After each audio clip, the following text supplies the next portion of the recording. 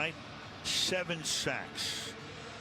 Look out. I mean, really, if Clowney continues to play the way that he's playing, talk about a team, maybe they can go on that run again. So Philadelphia has all of its timeouts,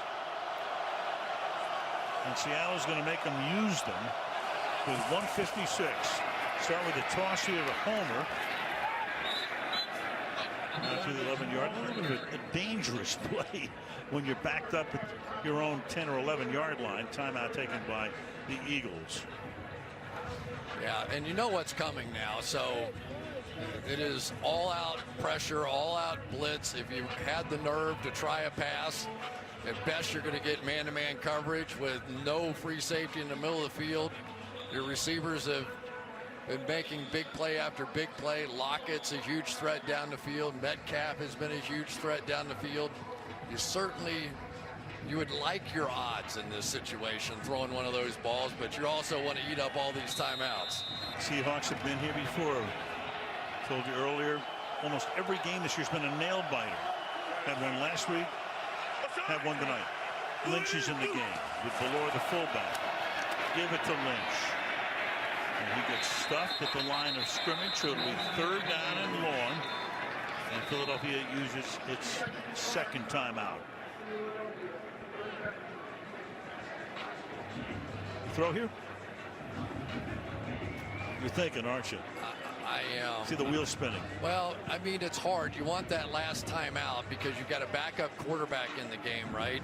Sure. And you want him to have as little at his disposal as possible. So I desperately want that timeout. You can't lose the game from where you are. They could tie it.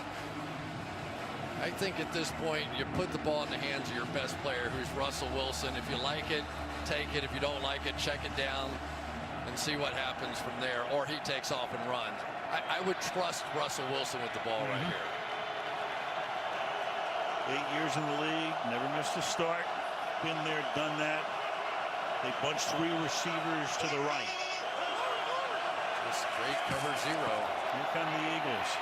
And Wilson's going to go deep downfield, and you've got an open man in Metcalf to the 50-yard line. And that, in all likelihood, will write a finish to this one. Well, I love the play call. I really do. Brian Schottenheimer, that was brilliant. They knew what they had to do. There was going to be the cover 0. You're going to get the safety out of the middle of the field. So everything's going to be one-on-one on the outside. You put your big stud, who's 6'3", down the field, and he is learning how to do those big contested catches.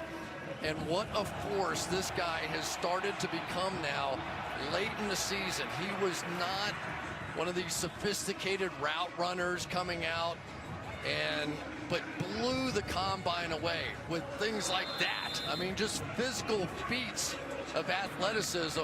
And now they're finally starting to translate into plays in the biggest of moments. Metcalf, 160 yards, 7 catches. Kneel down here for Russell Wilson. 1 or 2 more, and that will do it. So there's a guy, we talked about him before. A lot of people thought he'd go in the 1st round. He did too. He was very upset he lasted till the 2nd round. Played in Mississippi, 9th wide receiver chosen. I mean, if you went back and watched him in college, and you said he was going to be the 9th receiver, I just remember watching the draft. I had him as the 7th pick. And here he was going. I said, there's something wrong with this guy. He has some issue, some off the field thing. He's a bad guy. There's something that I don't know about this guy. And we met him, and he was a hard studying guy. Russell Wilson says he puts out this 12-page document, has protections and coverages and everything. He memorizes the whole thing.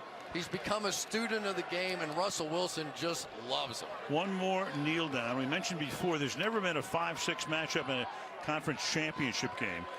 But if Minnesota upsets San Francisco next week, and Seattle goes into Green Bay and beats the Packers, it would be Minnesota against Seattle for the NFC Championship in Seattle. Could happen. We had a 4-6 back in 2008 with Arizona hosting Philadelphia. And so for the Seattle Seahawks, it is back home and then a trip to Wisconsin. As the clock ticks down to triple zeros. Congratulations. I've got to give a lot of credit to the Eagles this year. I mean, they're playing with guys off the street. They're playing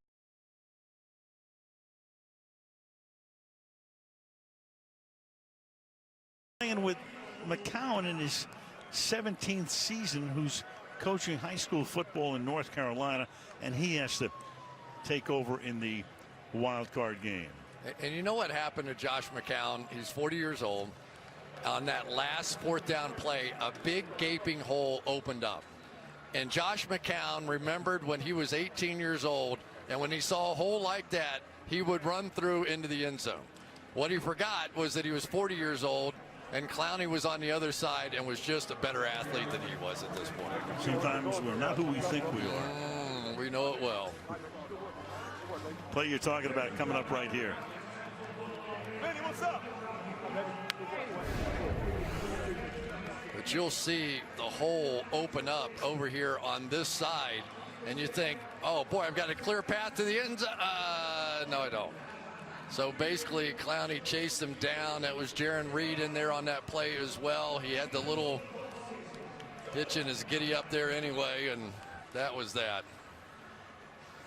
Pete Carroll, his season gets extended. So interesting with Seattle. Could have been 1, could have been 3, wind up number 5, and we go to Michelle. All right, I'm with a pretty excited Jadeveon Clowney. You told me the other day that you were really hurting, that core injury was bothering you, but you knew the team needed your energy. What were you able to do? Man, just go out there and play, man. Just let it loose on Sunday with my teammates, man. Just give them everything I got. I came out here and did that, and we came with the win today. 28 sacks in the regular season for this team, 7 tonight. How do you explain that? They got to step it up in the playoffs. We know that. We knew it was going to be a up-front game the whole game. They had a great offensive line with great veteran players. We knew that was going to be the case up front. We got to stop them up front and come out of the way. It's going to be on the D-line. Congratulations. Thank you. Let's turn to DK Metcalf. Let's start with the touchdown, okay? So you catch it and you're falling down, but you have the presence of mind to get back up and get it into the end zone. What happened? I mean, I caught the ball. I didn't feel anybody touch me, and I got back up and I wanted a touchdown. I wanted a touchdown real bad. Did you know you had it? Oh, yes, ma'am. Yes, ma'am. I mean, me and Russ practiced it all week, and you know, when he called the play, you know, I knew it was going to come to me. You have really changed this offense. For everyone watching it, seeing your development this season and the connection that you've gotten with Russell, how has that evolved? Man, I just give thanks to God, man, for my work ethic and, you know, just for him putting me in this position, and then for him blessing me with the leaders that we have on this team, like Bobby, Russ, Locke, and Dwayne Brown. You know, they really brought me and took me under their wing when I first got here. And, you know, just speaks a lot about this team. I can't help but ask you about falling to the second round in the draft, and it wasn't fun for you.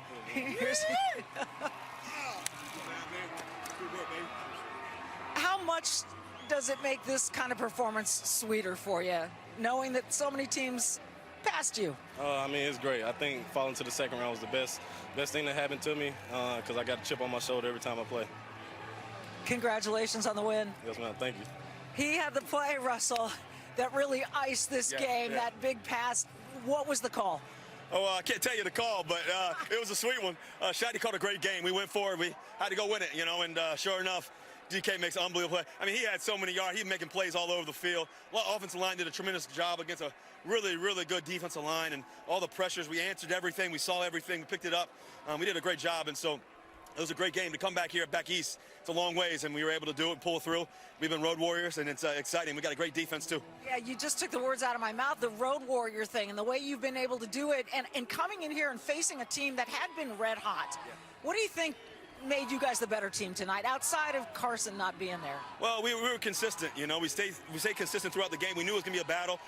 We answered the call when they did, and we just kept staying the course. And when the game came on the line, we knew we had to make a play, and sure enough, DK makes it. Sweet play, and I think more than anything else, we believe. You know, there's no doubt in us. We believe we have everything that we want, and we have everything we need. Marshawn's back, too. To see him running in the end zone, that's pretty cool. So we got a lot of good things going for us. We got to stay the course, though. How would you describe why it is that Marshawn is so universally loved and appreciated on this team? Well, he's beast mode, man. He plays the game the right way. He's tough as nails. I mean, the run he had for the touchdown, I mean, there's so many things he does well, and he's been great with the younger guys. I mean, how he's taken Homer under his wing, especially Homer being able to get in there a bunch. Turbin, too. Those two guys are true pros, and so it's a lot of fun having them on the team.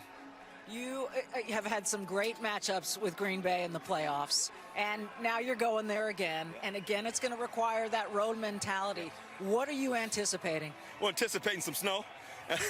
Anticipating a great game. They obviously have Aaron. They got a lot of great players. They got a great defensive line. A lot of things they do really well. So I didn't even know who we were playing, to be honest with you. I didn't look all day. I just didn't want to look. So I guess we're going back to Wisconsin. So it'll be a great matchup. So you seriously didn't know until now that you were going to Green Bay? I didn't look at anything. I didn't know. So we're going back to Wisconsin. Well, yeah, you're the Badger. A whole pack of Badgers will be there waiting for you. I can't wait. Go Hawks. See you guys. Thanks, Russell. Congratulations. Congratulations. Al?